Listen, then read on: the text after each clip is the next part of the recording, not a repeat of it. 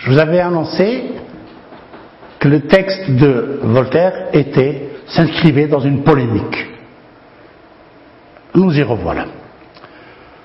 De par sa nature et sa fonction, qui est la fonction polémique, le discours dans un débat d'idées doit mettre efficacement en jeu, en œuvre, tous les moyens stylistiques qu'on appelle les figures de style ou tropes.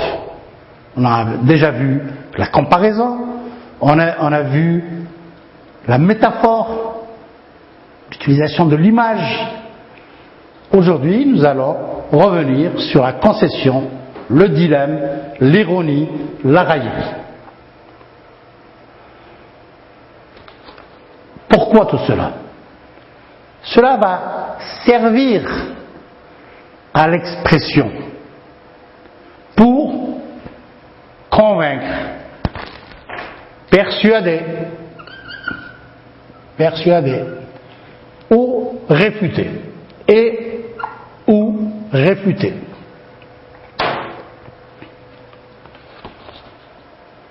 Polémique signifie être en conflit avec quelqu'un d'autre.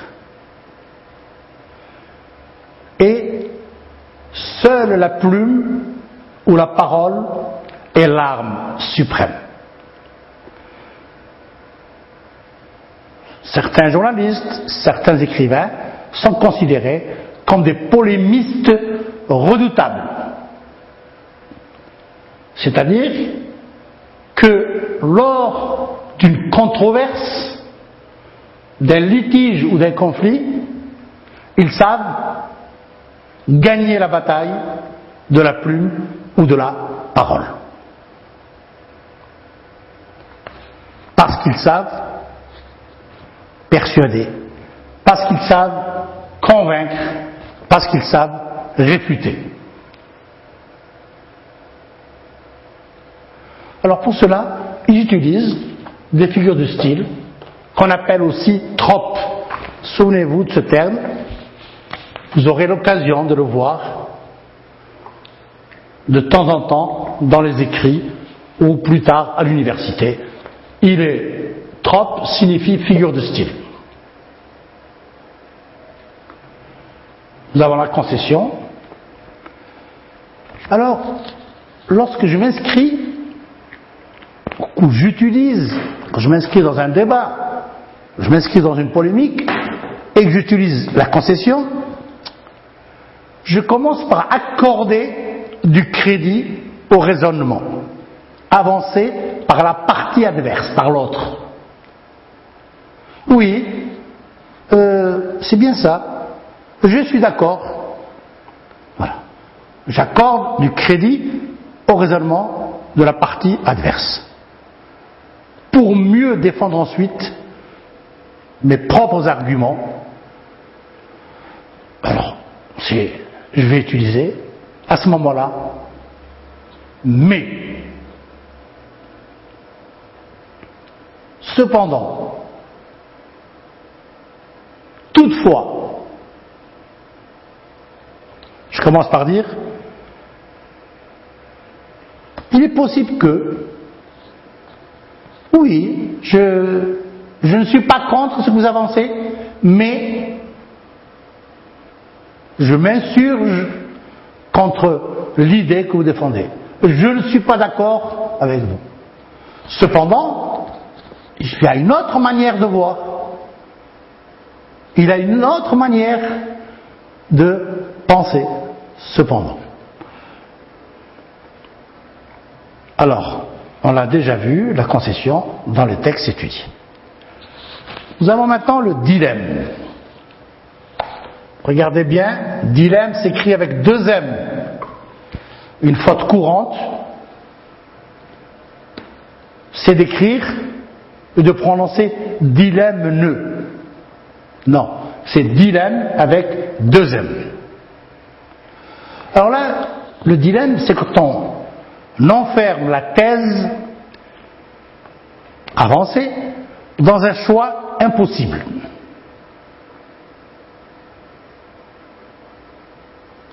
il y a dilemme lorsque je ne peux pas choisir.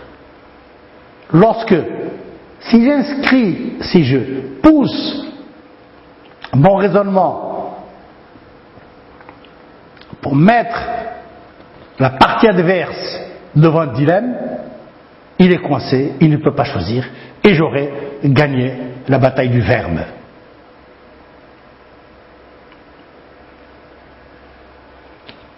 L'ironie, nous venons de le voir à travers le texte de Voltaire. Le locuteur fait semblant, on l'avait dit, il feint, du verbe feindre, il feint, je l'écris ici, il feint, quand c'est conjugué, du verbe feindre, ce qui signifie faire semblant. Le locuteur feint d'adopter l'opinion de l'autre, mais pour mieux la détruire, en la contredisant, en la ridiculisant. Vous avez vu, chez Voltaire, à un moment donné, il dit on nous pousse à nous comparer à des renards et des fines, voleurs de poulailler, entre guillemets. C'est une manière de ridiculiser le propos de l'autre. Ce procédé vise à déprécier, dévaloriser. Valoriser, c'est donner de la valeur. Dévaloriser, c'est enlever toute valeur. Apprécier, c'est donner la valeur, la juste valeur à l'objet, l'évaluer positivement. Déprécier, c'est l'évaluer négativement. Alors, ce procédé qui vise à déprécier l'adversaire sous couvert de son éloge. Lorsque Voltaire disait à propos de Rousseau, ainsi, selon ce beau philosophe, on n'est pas dupe. Sous couvert de son éloge, il essaye de se moquer de lui.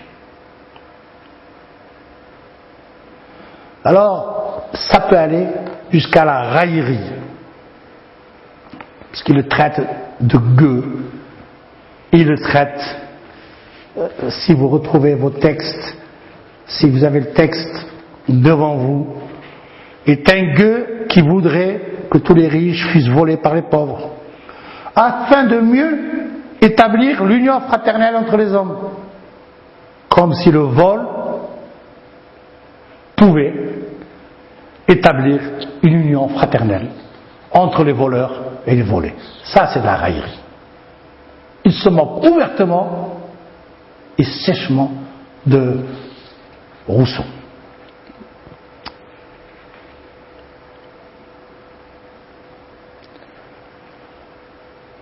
Alors, nous sommes toujours dans l'ironie, dans la raillerie. Et on va voir que là, l'auteur va utiliser ce qu'on appelle l'antithèse. Il va utiliser aussi le paradoxe, que nous avions vu à propos du texte de Voltaire. Alors, l'antithèse,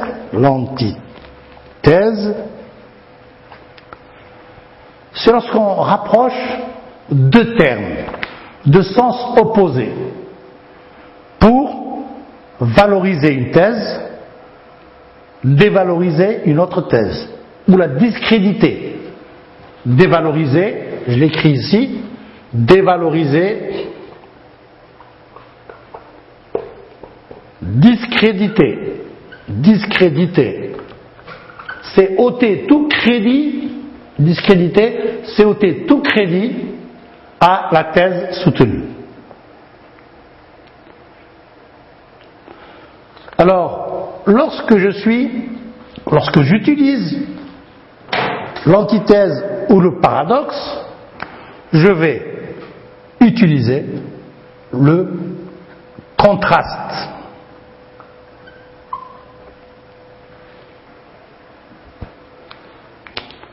Le contraste. Noir, blanc. Bien, mal. Beau, vilain, etc. Voilà comme synthèse des procédés à mettre en place, à retenir et à mettre en place lors de la rédaction de vos travaux écrits. Alors, une dernière chose,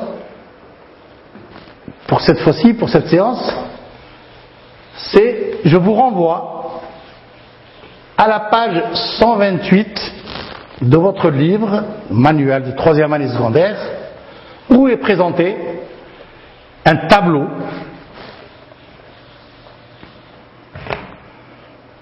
où est présentée une grille d'évaluation d'un compte-rendu de débat ou de réunion. Alors là, le meilleur exemple, c'est le texte de Mohamed Dib.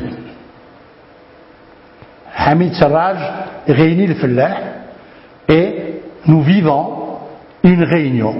Voilà.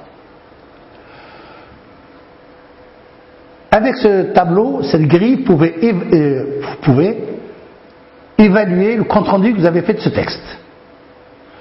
Ou bien, vous prenez le texte de Rousseau et le texte de Voltaire, vous en faites une synthèse. Voilà ce qu'a dit Rousseau, voilà ce qu'a répondu Voltaire.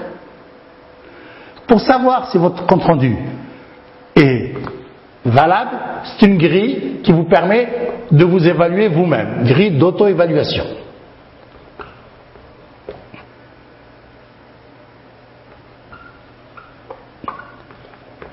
Le tableau est bien fait, seulement, alors nous avons des critères, sur quels critères je vais m'évaluer, quels sont les indicateurs qui me permettent de voir si j'ai atteint tel objectif ou tel objectif, si j'ai satisfait tel critère ou tel critère, mais il manque 2 colonnes, vous allez les rajouter, brouillon, c'est oui, non. Alors, au fur et à mesure, les critères, ce sont les critères, on a déjà vu ce genre de grille d'auto-évaluation, avec volume de la production, la longueur du texte que vous avez produit, la pertinence, est-ce que la situation de communication est clairement établie, est-ce que les différents énonciateurs, les pronoms personnels, les déterminants sont utilisés correctement, les substituts sont utilisés correctement, est-ce que les opinions sont bien développées, est-ce que le modérateur, là aussi, souvenez-vous, Hamid Sarraj était un président de séance, il était le modérateur, c'est celui qui articule la discussion en évitant les excès, en distribuant la bonne parole. Souvenez-vous de ça. Est-ce que le rôle joué par le modérateur apparaît-il clairement dans votre compte-rendu? Est-ce que le compte-rendu est rédigé à la 3e personne? Est-ce que le commentaire, la partie commentaire, commentative, est-elle bien identifiée? Alors, on passe à l'organisation comme critère. Y a-t-il un plan? Est-ce qu'il est cohérent? Les parties sont-elles équilibrées? Et puis la reformulation.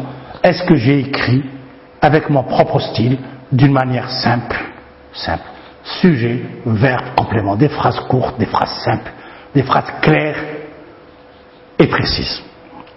L'orthographe est-elle correcte? La ponctuation, nous viendrons un jour sur les problèmes de ponctuation. Est-ce que la ponctuation est bien respectée? Les points-virgules, les virgules, les 2 points, les points d'exclamation, les points d'interrogation, etc.